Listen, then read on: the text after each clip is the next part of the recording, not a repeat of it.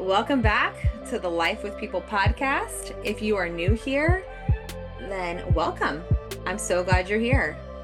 Just so you know, this podcast is about finding, building, rebuilding, and reimagining community. We are all at different places in our lives, but we all need connection. We all need community. And I think we're in a season of time where that is getting harder and harder to do.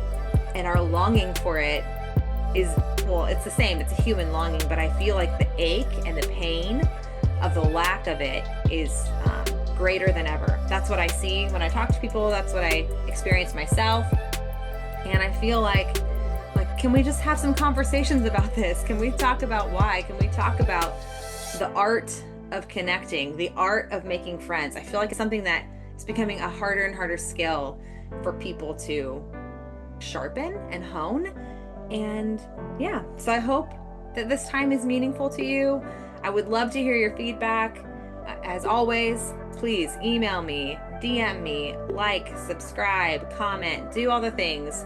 I'm really hoping that this becomes something that is encouraging and meaningful for people. All that to say, I'm glad you're here. Let's jump on in. Today, I'm going to be sharing some reflections on my conversation with my friends, Mika and Moriah. If you didn't listen to that episode, it's episode 3. It's full of silliness and full of gems, just like friendships ought to be. And so, really grateful. Thank you again, Mika and Moriah, for your time, for coming over, for letting me practice my very, very limited filming skills with you. It was what it was. Anyway, today I want to focus on something that came up several times in our conversation, and that is the topic of vulnerability. Mariah said it many times, I don't think I'm friends with somebody until there's some vulnerability, until we go a little bit deeper. And I think that, sometimes that depends on your personality type. It kind of depends on, for me, it depends on what we're doing, what's going on.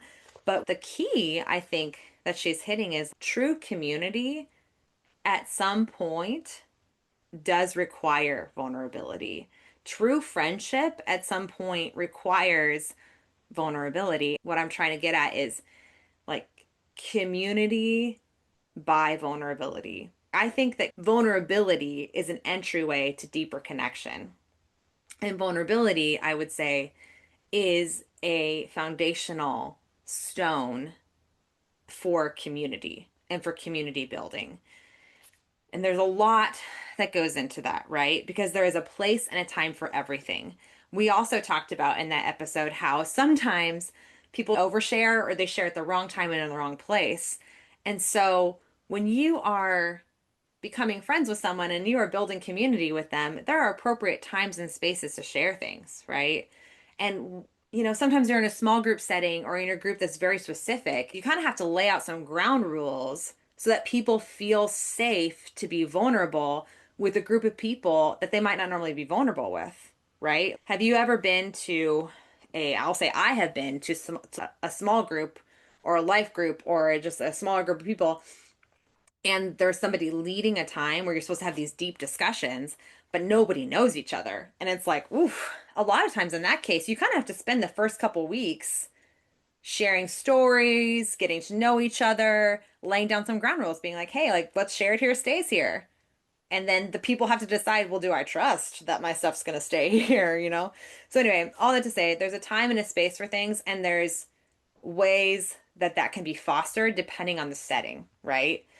But I mostly want to focus on what is it for us as individuals to cultivate vulnerability in our individual relationships. Because I think as we learn how to do that in our individual relationships, we can invite other people into that space because of who we are and who we're becoming. And so I would say vulnerability is an entryway to deeper connection. There's a time and a space for it. But we do have the ability to open up doors for people by being vulnerable ourselves at appropriate times, in appropriate levels, with appropriate doses. But if somebody asks you how you're doing And there is time and space. You're not just in passing. And you have the opportunity to be vulnerable and say, hey, this is how I'm doing. And I think sometimes we put vulnerability in the category of negativity. Like it's only vulnerable if I'm sharing something hard or negative, but also actually sharing something joyful or sharing something you want to celebrate is also vulnerable, right? It's like, hey, I'm really excited about this. Is that a silly thing to be excited about? Is that a dumb thing to be excited about? I don't know. You're gonna think I'm weird for being excited about my backpacking gear or about my nervousness about an interview or whatever it is, right? It's like anytime you are sharing one of your human emotions with somebody, it is vulnerable, right? You're inviting them in to see you in a different way. I get really excited when people feel safe or when they're just like utterly abandoned in their either their quirkiness or their silliness or their uniqueness because they might not even realize it, but they're inviting other people to let loose, right? When someone just lets it rip on the dance floor, it's like, yes, I can do that too. And even if I'm in my head about it, and even if they are in their head about it, they appear not to be. And here we all are, just letting it rip together. Anyway, that was a roundabout long way of saying we have the ability to be vulnerable and, in essence, invite vulnerability in return. Because when I choose to be vulnerable, and this is kind of like, relationships 101, right? The first person that can be brave enough to be vulnerable invites the other person to do the same. And so that's one thing. Vulnerability is an entryway to deeper connection. There's a place and time for it. And we can choose to open up doors by being vulnerable ourselves and then giving other people the permission to be vulnerable in return. Another way we can open up doors for people is by asking questions and inviting others to be vulnerable. It's easy to ask the first question, like, hey, how are you doing? It's harder to think about asking the second question or the follow-up question because it takes a level of engagement on our part. Like, I am listening to you and I have a follow-up question, or I'm listening to you and the next time I see you, I'm going to ask about that again, right? So I think we can invite other people into deeper vulnerability by asking questions. For instance, I loved when Mariah shared that her friend group likes to ask each other, what color are you feeling today? And I mean, on first hearing, that feels like a silly question, but actually, it's a question that makes someone stop and consider, right? And I might define the color green differently than someone else would define the color green. But if you're asking me what color I'm feeling today and I say, I feel green, and someone says, why do you feel that way? Then I can describe what I mean by that. You're inviting the person into a process of self-reflection that honestly they get to discover something normally brand new to themselves and then they can give it to you as well, right? I thought that was such a cool question. Another question that's worked really good for me is the question, what's bringing you life lately? And I stole that from someone else. Someone asked me that one time and I took a step back and I was like, oh, I don't know. What is bringing me life lately? And I had a moment of self-discovery and they got to watch my moment of self-discovery and then I got to share with them what was bringing me life. And I think similarly to that color question, you're inviting someone into self-discovery and then you're discovering together. I don't know. Does this make sense? Um, so I love those two questions. Another thing that I stole from someone else I was visiting a friend's church in Rancho Cucamonga and their pastor was in his sermon. I don't remember anything he talked about except for this. So apologies to this pastor. But in the middle of the sermon, he started talking about building connections with people. And he said, all you got to do is say, tell me more. Tell me more about that. Say more. And as he said it, I was like, well, that's kind of simplistic.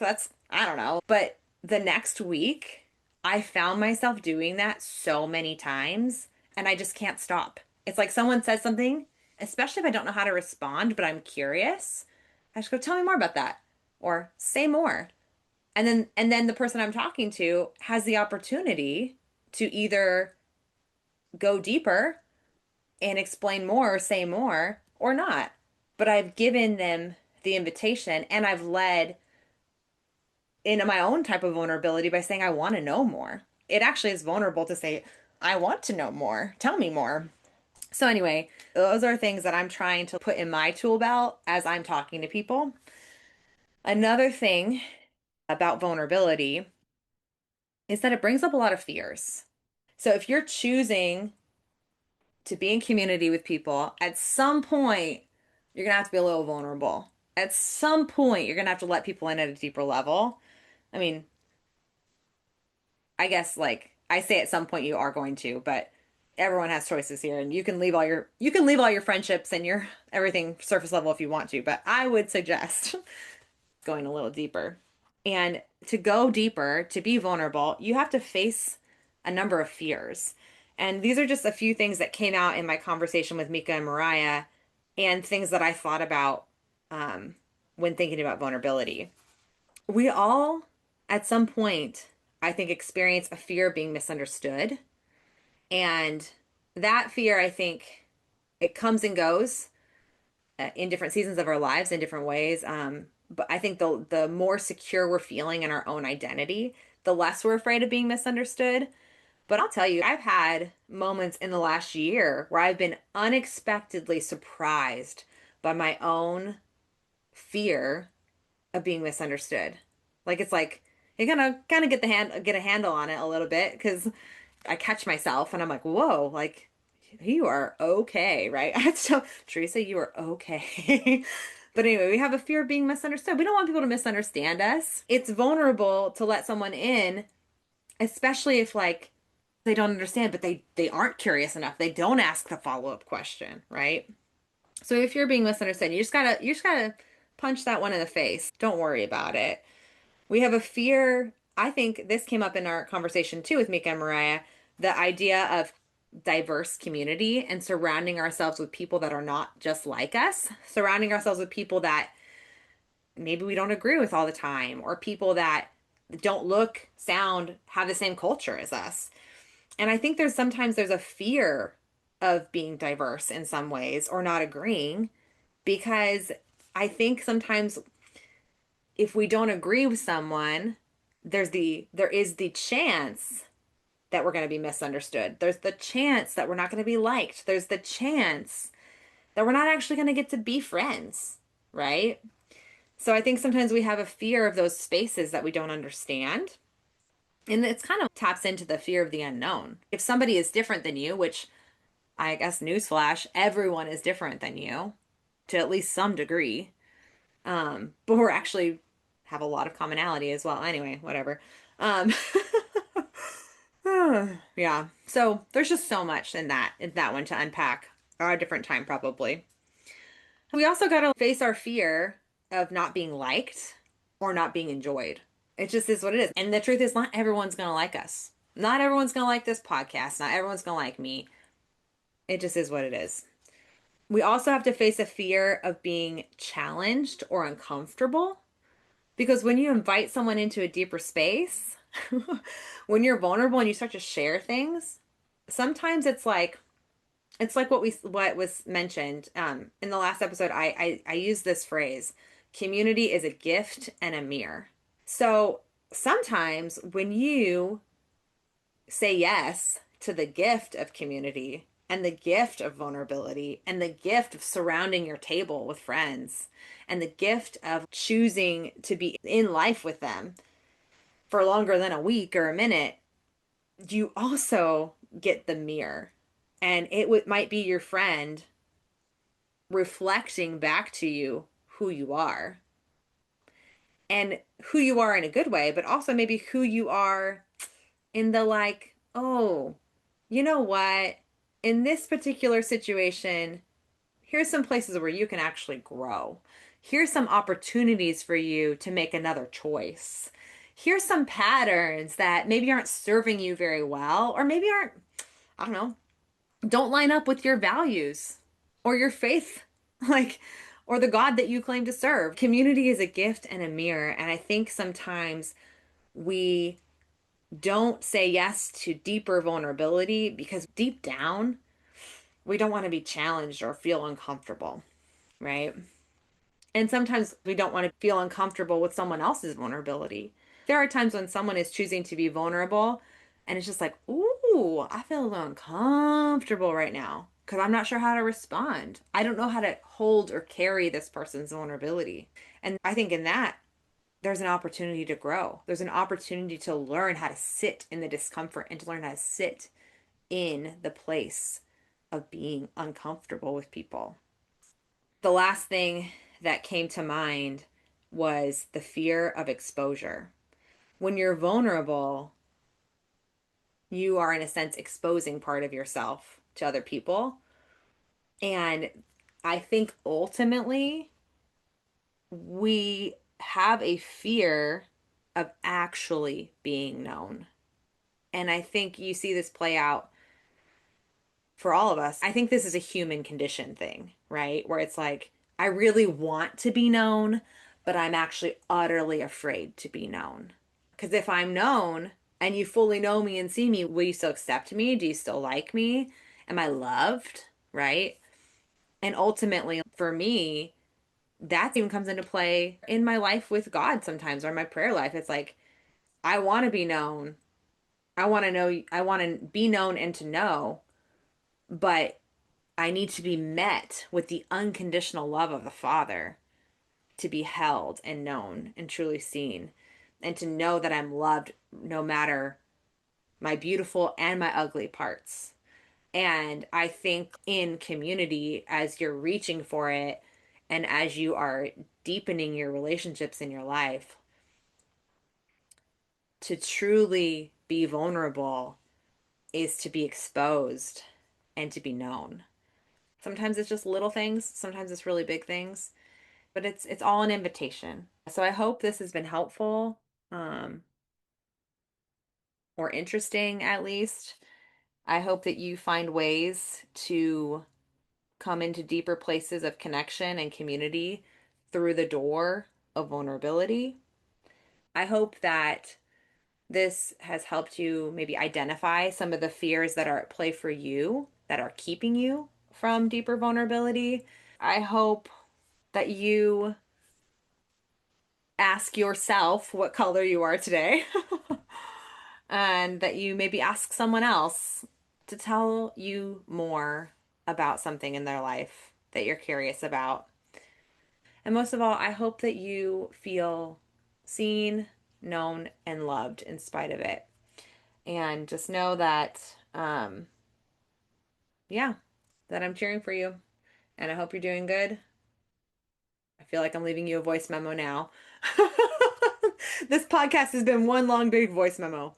Anyway, I hope you have a great rest of your day, whatever you're off to. And if this is helpful for you, please comment, like, subscribe, and let me know how community is going for you in your life. Let me know how your best friend's doing.